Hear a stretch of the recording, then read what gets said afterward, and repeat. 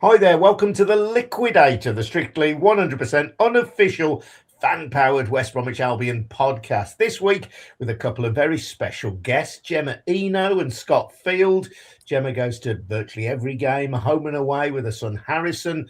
Scott was a little cheese on the Albion media team, then a big cheese on the comms team at the British Olympics Association. Welcome both, great to have you on.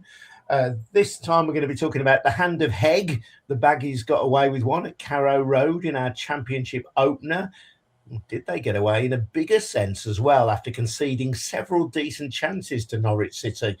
Or should we just be celebrating 3 points on the road against a team who are fancied to do well this season and who put 5 past us at the Hawthorns last time around as well? And just how good is JJ Morgan? 3 goals in 2 games, an assist as well.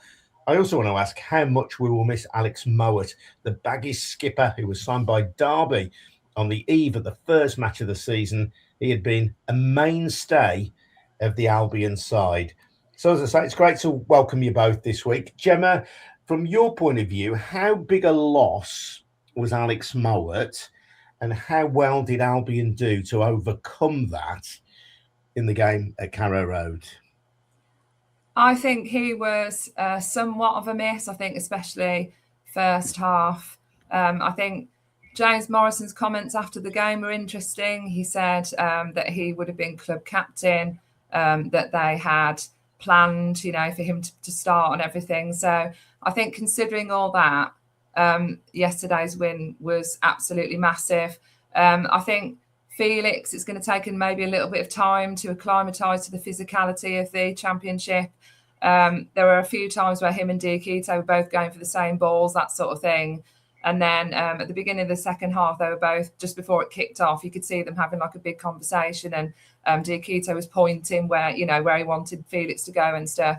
And I think the game chat, I think we did ride our luck for a lot of it, but I think also people are forgetting that we had one cleared off the line. I mean, that Isaac Price curve, where on earth did that come from? It was like Kumas was back or something. And I think there is a big value in winning. Did we win ugly? I don't think we did win ugly. Yes, there was a massive handball, probably one of the biggest handballs I've seen for a long time, maybe since. Hold on a minute, Gemma. No, I didn't see it. Did you see it? Oh, I've got my Arsene Wenger specs on. Yeah, well, to be fair, I didn't see it either. I mean, from where I was sat, I wasn't even convinced about who had scored the goal, let alone whether it was a handball or what. And like watching the highlights when I got back last night, nobody behind the goal in the Norwich end, nobody reacted. Now, if that had been at the Albion, and it was pretty clear, from the linesman's perspective, in my opinion, that when you see the stills, it's obvious that it's gone in off his hand. So I mean, the referee was appalling. I don't know what you thought, but he had a shocker anyway. But yeah, nobody, because if that had been at the Hawthorns and that had happened, we'd have gone absolutely mental. There'd have been booing and all. There was none of that at all. So yes, so the answer to your question, yes, we did miss Mowatt, but I can see why they sold him, but it's also obvious that Morrison wanted him to be a part of his plan, so I can see both sides really. Yeah, I mean, Scott, I think Albion fans, one of the reasons we've warmed to him as manager is that unlike both of the 2 previous guys who were there, Ramsey and Mason, he does tell it like it is, and he speaks in straightforward language. After the game, he was honest about the Mowatt sale. He said, I didn't expect it, but that's football. I can see why he was sold. I can see why Alex took the security of a 2-year deal. But you can't have been surprised entirely. There'd been a lot of rumours about Mowatt. I mean, even if Morrison had just looked at stuff online, and I don't know, was there something a little bit hangdog about that reaction? The reality of Albion's financial situation and of Mowatt's contractual situation, whereby he was out of contract next summer. So this really was our last chance to get anything like decent money for him. We discussed that on the podcast over a couple of weeks between me and Chris. I think you, as a manager, as a head coach, you've always got to have that in your mind, haven't you? That this team, particularly at this time of the year, might change tomorrow. And it did. I think it's one of the things I dislike about the transfer window is that it forces these type of issues all the time, given the limiting nature of the window. And I agree with your overriding sentiment is none of us should be surprised about being surprised that things happen in the transfer window, particularly given the trajectory of the club over the last couple of years and where we've come from the Goethe and Lai era, the wages that Alex Mowatt will undoubtedly be on, and him entering the last year of a contract. I mean, he's the only senior player that's in the last year of contract. I think Whitwell's the only one outstanding now. I thought James Morrison handled it pretty well. I think you're right, Adrian. He wears his heart on his sleeve. James, he tells us exactly, how he feels, and that was evident in his comments yesterday. I would hope that behind the scenes that the working relationships are in the right place. I thought he caveated his disappointment well enough, didn't he, by sort of giving himself an out with the understanding of the fact that it was a good move for Mowatt and probably the right move for the club. But no doubt there's a hint of disappointment there, isn't there?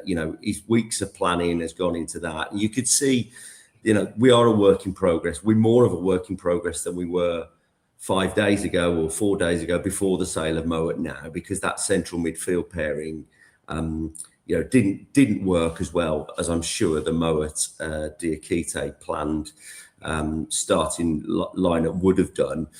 So a lot of work to do on the training ground this week, no doubt about it. But that's where we are as a club at the moment, isn't it? And by the same token, there's been some good investment in the in the squad this summer to date. Rabbi Nzangola, I've probably got that pronunciation horribly wrong, but you said it with conviction. If you just carried on there, Scott, and not that up, we would have not challenged you. But from his little cameo yesterday, I think people are hopeful that there's a good player there, and not an insignificant amount of investment again gone into that player. So, look, there's hope for the future. I think I said last week, I think that there are still one or two bits to do in the transfer market, but we've got time on our side, and I think with the timing point on Alex Mowatt, it's not ideal that he's sold on the eve of the season, but by the same token, better he's sold now with 2 weeks of the window to go than on the eve of the window closing.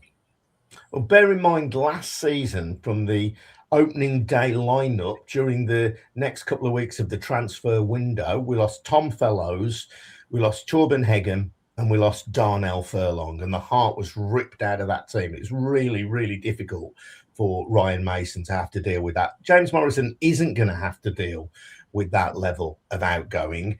And I believe that the players that we've brought in, now that we've changed the recruitment setup of the club, are of a greater overall quality than those that came in last summer. So I think Mozza is in a better place than Ryan Mason was. So I just think we have to bear that in mind. Yeah, he's a bit disappointed.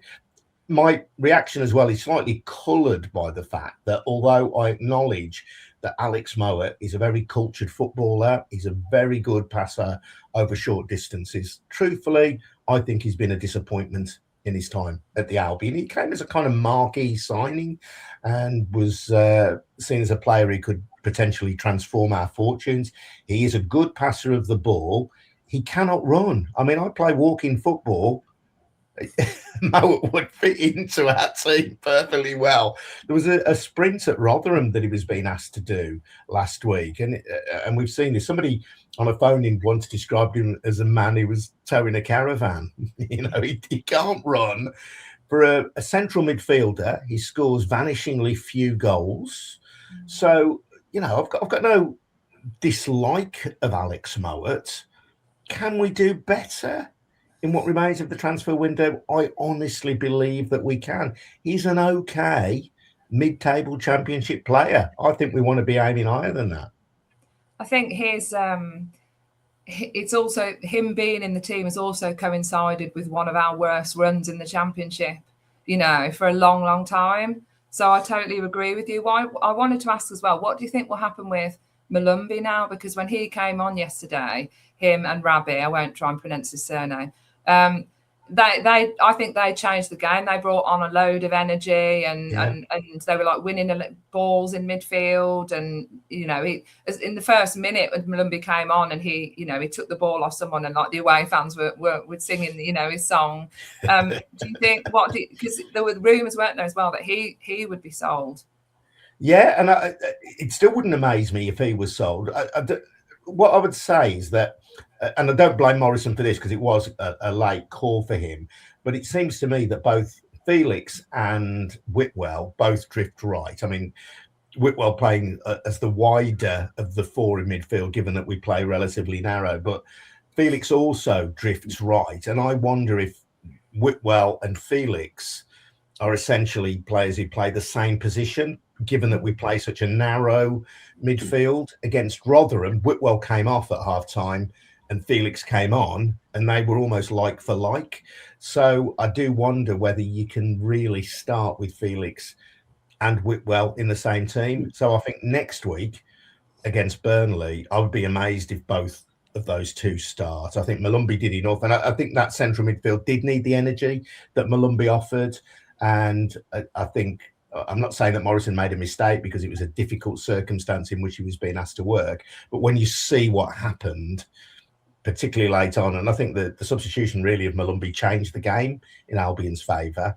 I think, yeah, you'd have to say he starts, and then Morrison has to make that tough choice of Whitwell or Felix to start against Burnley. You're nodding away there, Scott. Yeah, I think that's right. I think I was just reflecting on the Mowatt Malumbi question. I always think if you could put the two together, you'd have one heck of a player on your hand, couldn't you? I mean, they split the fan base in the sense that Mowatt can't do what Malumbi does and Malumbi can't do what Mowatt does. And I've always enjoyed Mowatt as a footballer, but he doesn't get around the pitch with the sort of energy I think James Morrison is demanding of his players now. And in that case, I don't think Malumbi is out of the question in coming in next week. I think the interesting thing for me with Malumbi is his tempestuous character. We've seen that throughout his whole time at West Brom. I think James Morrison is a very good man manager from everything I've seen from him over the course of the last 6 months in particular. And the hope is surely that he's got to be able to harness Malumbi and make him feel a part of this team and someone that can add something positively to it. Otherwise, yeah, perhaps I wouldn't be surprised if I saw Malumbi go as well. But I think on all the showings of yesterday and all the soundings from James Morrison, I mean, think about the experience in this team now. I had a quick look at the starting 11. Only Callum Stiles and Usman Diakite have been with us over the last 2 seasons. Everyone else is younger in tenure than that. So there's no, it's a really fresh Albion team. And I think we're all calling for that. No one's anti that at all. But James Morrison will also be looking at that dressing room and thinking, I do need some experienced heads in and around it and come on and affect games. And clearly that's what Malumbi helped do yesterday. It's hard to know, isn't it, Gemma, what goes on in Malumbi's head. But, I mean, and people pick up on what they think are signs, and maybe they're not signs. But after the Rotherham game, he just gave a little brief clap and then headed straight down the dressing room. And was that a sign that he was disgruntled at not starting the game? I'm sure as an experienced pro, as an international footballer, he is hacked off when he doesn't start a game. Nothing wrong with that. That's what you'd expect. At the same time, I think Malumbi, a bit like Mowatt, he's coincided with one of the worst periods in our club's history. I'm not holding him responsible for that entirely, but he has been part of it, isn't he? And Malumbi is a real all-action player. I honestly don't think he has improved since he came to Albion. I don't. And the thing that I've always said about him that he could add to his game, and that I don't think he's worked hard enough on, as far as I can tell. I may be wrong. I'm not saying he hasn't tried, but he's on his goal scoring, because he gets up and down the pitch brilliantly. But I think it's a psychological thing with him. I don't think it's about training ground. It's about up there. Ask him to pass to you, Gemma, 50 yards away. 7 times out of 10, he'll find you with that pass. Ask him to shoot if you're in goal from 20 yards. 9 times out of 10, he'll miss. And, it's that little bit that he could add to his game that if he could add it, he'd be a Premier League footballer, I think. Yeah, I agree that he hasn't improved in the time that he's been with us. And maybe it is time that we move on from, that Mowatt and Malumbi and the two in the middle. Obviously, Mowatt's now gone. I wouldn't be surprised if Malumbi went. And yeah, he's obviously very annoyed that he's not in the starting lineup. He thinks he should be. And yeah, at Rotherham, he did sort of and then just head down the tunnel. So it will be interesting to see how Morrison deals with that. I think what we were missing yesterday in terms of Mowatt was somebody just like that creation, the pinging the balls across, and like Diakite tried it a few times and others did, and it's sort of like it would go out for a throw in, and it was a bit of a mess, especially in that first half. But who knew that O'Leary with an assist yesterday? Maybe he's the answer. That ball to JJ Morgan, and what a ball that was. That was fantastic. A great pass. Talking about Morgan, by the way, and that goal, this is like my favourite assessment arising out of the Norwich game, is that if you remember Odemwingie in his prime smashing a goal in on the break at Anfield, that's what Jimmy J Morgan reminded me of at Norwich. That ability to pick the ball up, the confidence to go past players, and then the determination to smash it in the back of the net. And maybe people will think I'm going too far in comparing him with Odemwingie. Obviously, it's a level lower. Maybe he hasn't got that electric burst of pace that Odemwingie had, but he's got confidence. He's got great balance and control. He scored 3 goals now in 2 games, got an assist as well, the cross for Hegerber's non-handball. So I'm really excited by Jimmy J Morgan. And amongst all this chat about the kind of, not quite turmoil, but the disturbance, the disruption of losing Mowatt, let's not lose sight of the fact that Albion's recruitment team, who have been heavily criticised by many in the fan base, they've seen Jimmy J Morgan. They didn't put it out there that we were after him. No chance for Wrexham to get involved and gazumpers, as they seem to do. Straight in, and Jimmy J Morgan looks like the real deal to me. There's a big clue for me, Adrian, in that James Morrison, after every time James Morrison speaks at the moment, he can't help but admonish Jimmy J a little bit for his work rate and just keep on his back. But that, to me, says that James Morrison is looking at a player who thinks the ceiling is really, really high here. So I don't think your Odemwingie comparisons are misplaced in that sense. I think Morrison can see a real player there, and he's wanting to work him every day on the training ground because he thinks there's more to come still. So that's the measure for me, and he does look a really exciting prospect. What about you, Gem? I mean, the cross for the goal for Hegerberg, we all know it was handball and nobody spotted it. We're not going to complain about that. These things happen. They go against us, they go for you. But the whole collection of the ball from O'Leary's pass, the run, the dribble inside, the strike, just a cracking goal. Yeah, I wouldn't say that we are getting carried away. But my dad texts me after the second goal, JJ Messi. So maybe. Oh, not Odemwingie, Messi. I just think, yeah, he's just amazing, and you know that he had big periods of the game of being quite quiet, but you know, as soon as he's there, he will get you the goals. He scored 5 in pre-season as well. I know you can take pre-season with a pinch of salt. 2 against Rotherham, and just the way he took that second goal and the way he cut inside, and then most people you'd think would go bottom right corner, and he crossed it, across the goal into the left. So it took everybody by surprise, and we just went absolutely mental in the away, and when that went in, it was insane. He's not lacking confidence either, the boy, is he? I mean, he said in an interview after the game last week he was going to score a hat-trick at Rotherham. He didn't quite get the chance to, didn't he?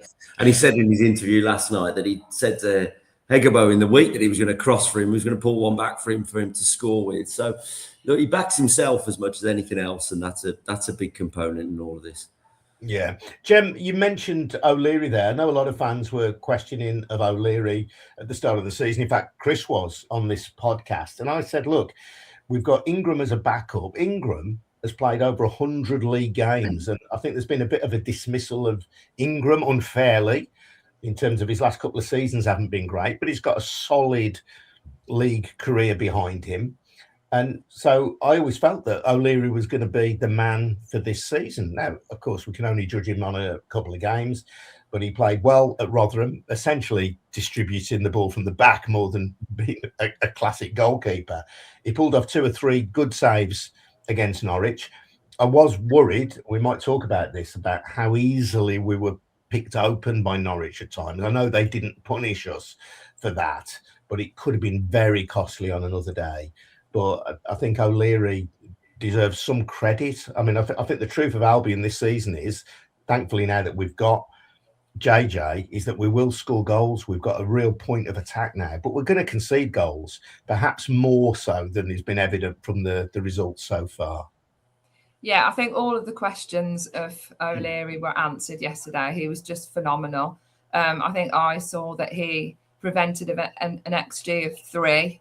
So he looks confident as well. He doesn't look nervous. Everything that's thrown at him, he made some brilliant saves.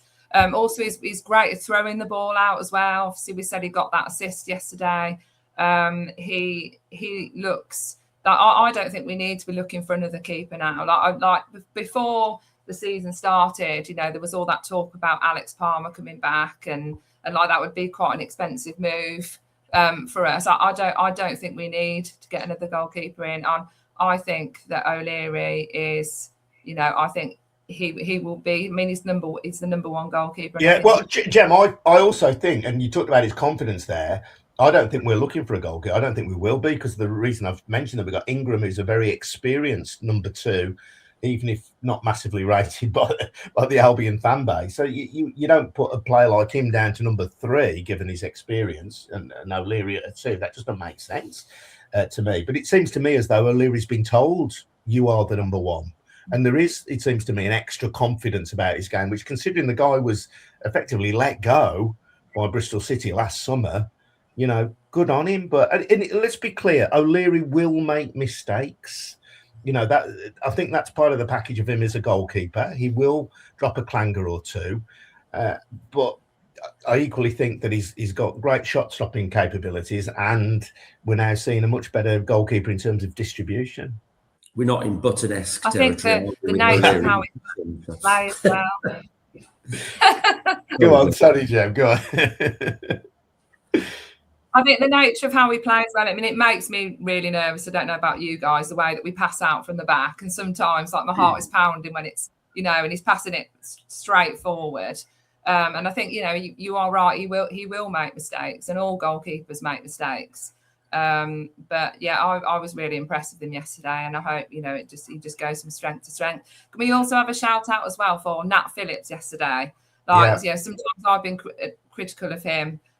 Like, especially distribution wise, but he threw himself in front of everything yesterday. Like, there were some moments where I thought, you know, you're just waiting for the net to bulge. This is a certain goal, and then somehow it just smashed off Phillips and didn't go in. He was just, they just threw themselves at everything, and that's what it's about. Especially away, Norwich, we know they're going to be up there, and going to Carrow Road will be one of the hardest away. You know, none of us went there yesterday thinking that we were going to come away with a win. Not a chance, especially after that battering at home last season. No, well, and they stuffed us in the cup, didn't they? Yeah, they did as well. Yeah, so nobody did. But it was just that resilience. They just kept going. There's a proper team ethic, and they just, you know, and then they took the chances when they came, and that's what it's about. Yeah, but you can praise the resilience, and I think we're quite right to, and the individual performances defensively of Phillips.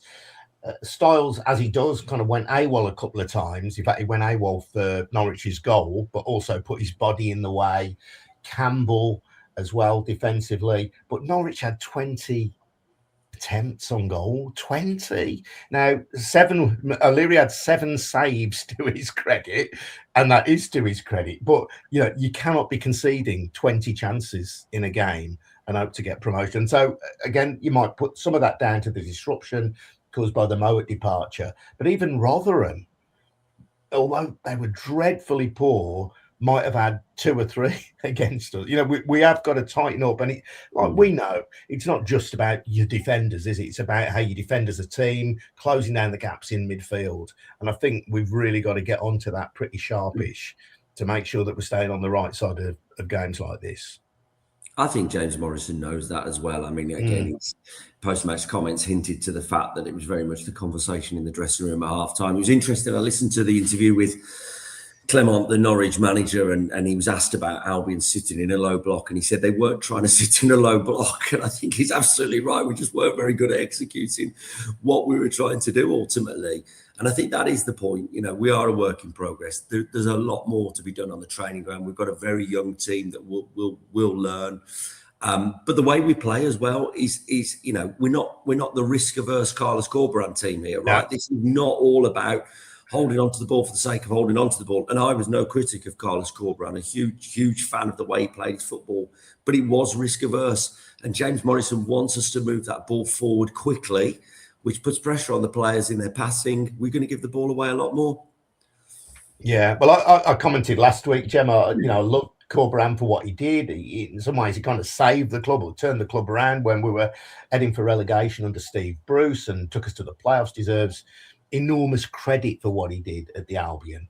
But if the choice is the have a go football of James Morrison, and it seems to me the football which Ryan Mason promised, which was front foot football, where you risk a defeat occasionally, or Corberán style, I'll take this, even though we may lose more. But towards the end of Corberán's time, it became evident, didn't it, that not losing actually doesn't necessarily do you that much good in this division. You need to get 3 points. You need to win games, and if sometimes you lose them in pursuit of the victory, that's to me a price worth paying.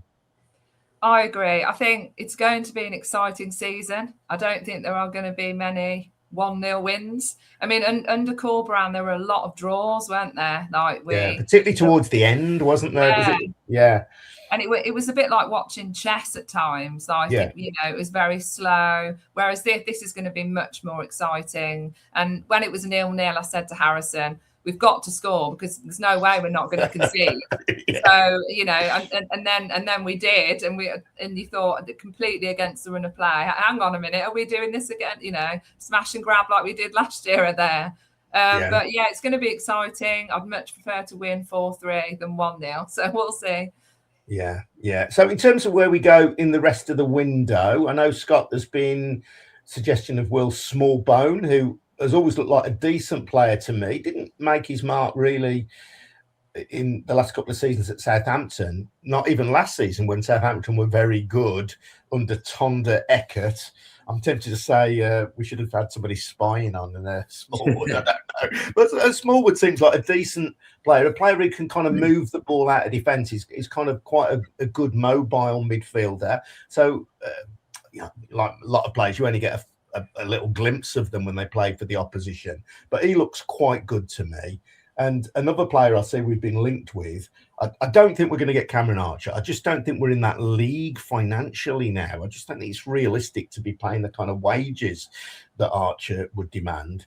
And although he's a decent player, and I think he would improve us, I don't know whether we can push the boat out, whether it's worth pushing the boat out that far. But I do see suggestions that Jamaldine Jamoaloba, who's, of course, started at Albion, had a spell on loan with us last season, didn't really do it for us, but that he might come back. I always get the sense with Jammer that there is a player in there. Yeah, I mean, that was very much the narrative last season, wasn't there? I do worry whether there's too much water under the bridge now with us and Villa loanees for the fan base to ever move on. But I wouldn't know whether there's anything in that one. I think Smallbone's an interesting one. A lot of injuries over the last couple of seasons. Definitely a player in there, and if you can keep him fit, would be a good addition. I do think with Mowatt moving on, we do need to just have another look at that central midfield area. I think the bit we still quite haven't cracked is the pace that James Morrison talked about wanting in the team, real pace, particularly down the wings. And I think, if a winger is the priority, then I'm here for that.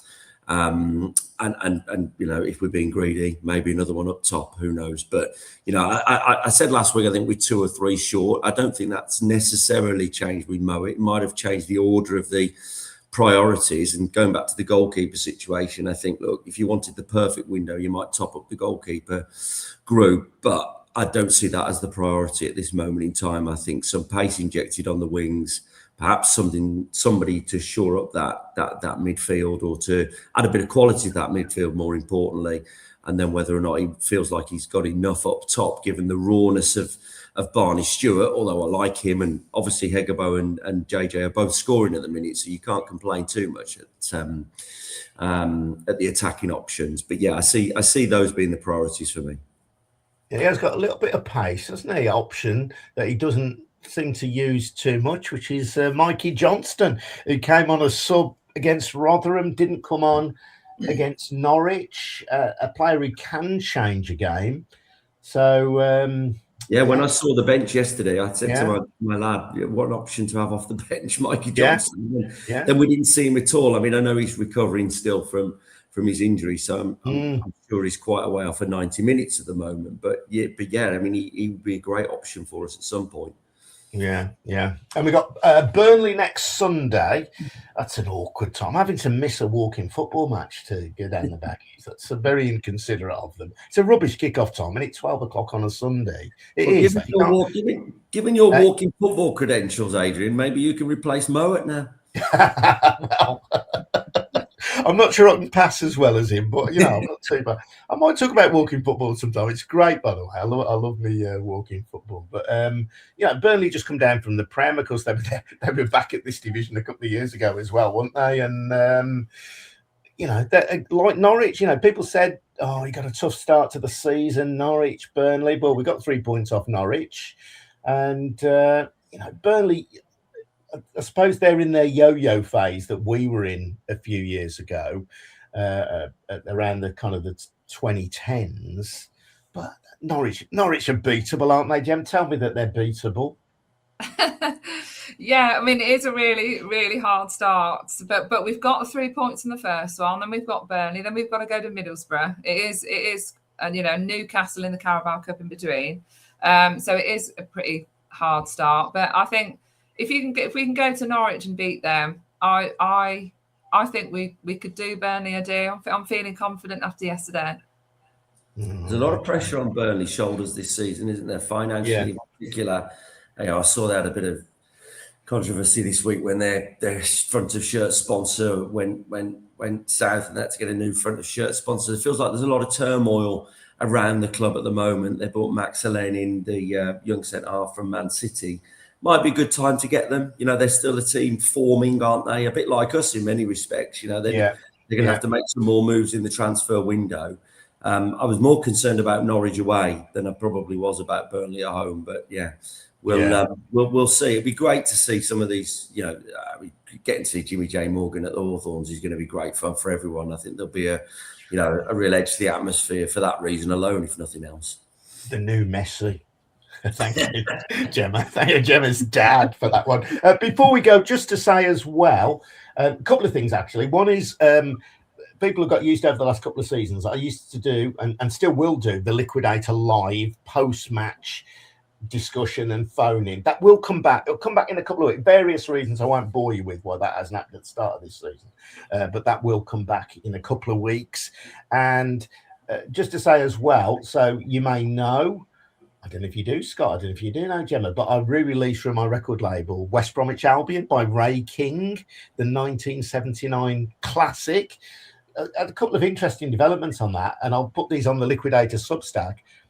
Since putting the record out there, I've been contacted by one of the songwriters. I didn't even know they were still alive, quite honestly. And I've also got some pictures that I put on the Liquidator Substack of when the record was released, including the vocalist Ray King in an Albion shirt, and at least I think Laurie Cunningham. I've got to check the pictures again, holding the record anyway. So have a look at that, and just say if you do want that record, it's a strictly limited edition. Head over to Jenny's Feather Factory Recordings on Bandcamp. Jenny's Feather Factory Recordings. When they're gone, they're gone. That's all I'll say. Anyway, thank you both. Great to speak to you, Scott. Thank to you, Gemma, as well. Scott Field and Gemma Eno. We'll be back again with the Liquidator next week. Until then, take care and come on, you baggies.